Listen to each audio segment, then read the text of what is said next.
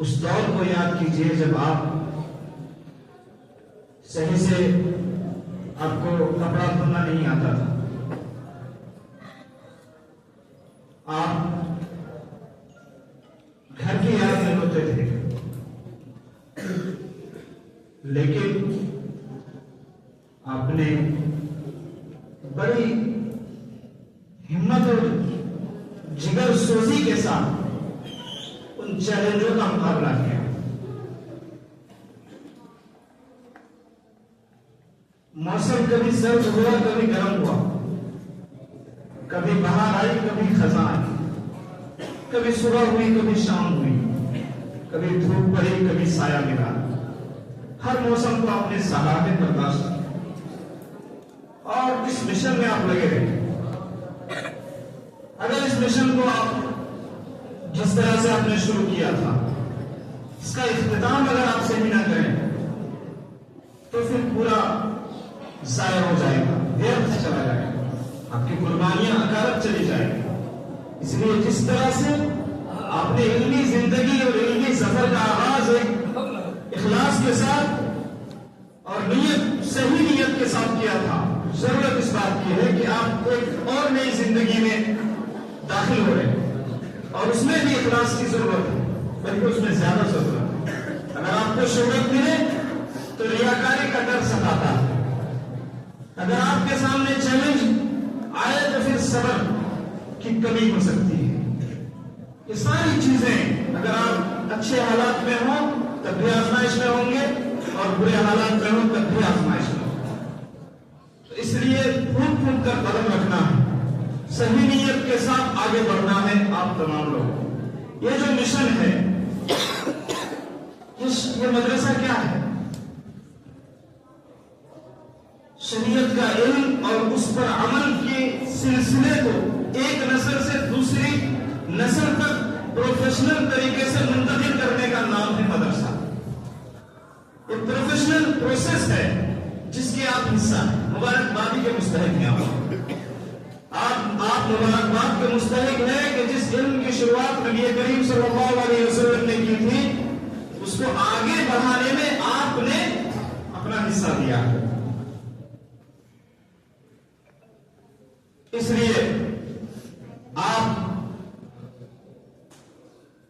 کم ہمت نہ بنیں، حوصلہ نہ توڑیں، کیونکہ آپ جو علم حاصل آپ نے کیا ہے، لوگ اس کو جتنی مادی ترقیاں ہو رہی ہیں، میں کہتا ہوں کہ علم شریعت کی اتنی زیادہ ضرورت بڑھ رہی ہے، کیونکہ مادی ترقی کی وجہ سے انسان کے احساسات اور جذبات کو اگنور کیا جاتا ہے۔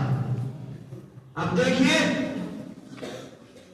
مدرسہ صحت کے لیے کتنا بڑا یوگدان دیتا ہے کہ وہ حلال کھانے کی ترغیب دیتا ہے اور نشہ سے دور رہنے کی تلقین کرتا ہے۔ اس طرح سے وہ بڑے بڑے جو ہیلتھ آرگنائزیشن ہیں، جو صحت کے لیے بڑی بڑی تنظیمیں کام کر رہی ہے، WHO اور پتہ نہیں کیا کیا، اس سے بہتر کام مدرسہ کر رہا ہے کہ آپ کو صحت مند کھانے کی ترغیب دیتا ہے اور سکھاتا ہے کہ اس طرح سے کھانا ہے۔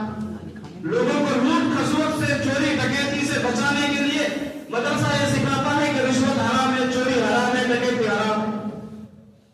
بڑے بڑے پولیس محکمے سے زیادہ مدرسہ یہ کام کر رہا ہے۔ اسی طرح سے جو سائیکولوجیکل پرابلمز ہیں، انسان دنیاوی چیلنجوں سے گھبرا جاتا ہے، ڈپریشن میں چلا جاتا ہے، خودکشی کرتا ہے، سوسائڈ کرتا ہے۔ شریعت اسلامیہ کے توسط سے مدرسہ یہ بتاتا ہے کہ یہ ساری مصیبتیں عارضی ہیں، خودکشی کرنا حرام ہے۔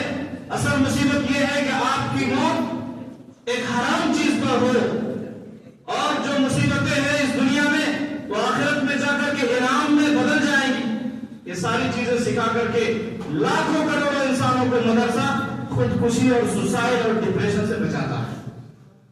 تو اس لیے آپ کی تعلیم اور آپ کا علم کوئی معمولی نہیں ہے، دنیاوی اعتبار سے بھی آپ اپنے میسج سے، اپنے پیغام سے ہزاروں لوگوں کی صحت کا بندوبست کرتے ہیں، ان کا علاج کرتے ہیں، ان کو ڈپریشن سے مکت کرتے ہیں، آزادی دلاتے ہیں۔ اس لیے اس علم کی ضرورت اس قدر زیادہ اتنی زیادہ ہو جائے گی جتنی زیادہ مادی ترقی ہوگی، مادی ترقی جتنی زیادہ ہوگی اتنی ضرورت اس علم کی بڑھتی جائے گی۔ لیکن چونکہ لوگ جانتے نہیں ہیں اس حقیقت کو، تو آپ کے سر پر ذمہ داری ڈبل ہو جاتی ہے کہ اس ذمہ داری کو آپ ادا کریں اور لوگوں کے سامنے اسلام کی سچی تصویر کو پیش کرنے کی کوشش کریں۔ اور جیسا کہ اساتذہ کرام نے نصیحت کی آپ لوگوں کو کہ عملی زندگی ہے سامنے، اور اس عملی زندگی میں آپ کو جو ہے ٹھوکر لگ سکتی ہے، آپ گر سکتے ہیں، لیکن گر کر کے اٹھنے والے کو ہی زندہ کہا جاتا ہے، اور گر کر کے جو نہ اٹھے اس کو لوگ مردہ سمجھتے ہیں کہ اٹھ نہیں سکتا۔ اس لیے اپنے اندر حوصلہ کو برقرار رکھیں، اور علم شریعت کی جو مضبوط لاٹھی ہے آپ کے ہاتھ میں، اس کو کوئی توڑ نہیں سکتا۔ اللہ تبارک و تعالیٰ سے دعا ہے کہ اللہ تبارک و تعالیٰ ہم تمام طالبان علوم نبوت کو اسلام کی نشر و اشاعت میں تن من دھن کی بازی لگا دینے کا جذبہ ہمارے اندر پیدا فرمائے۔ آمین تقبل رب العالمین۔ السلام علیکم ورحمۃ اللہ وبرکاتہ۔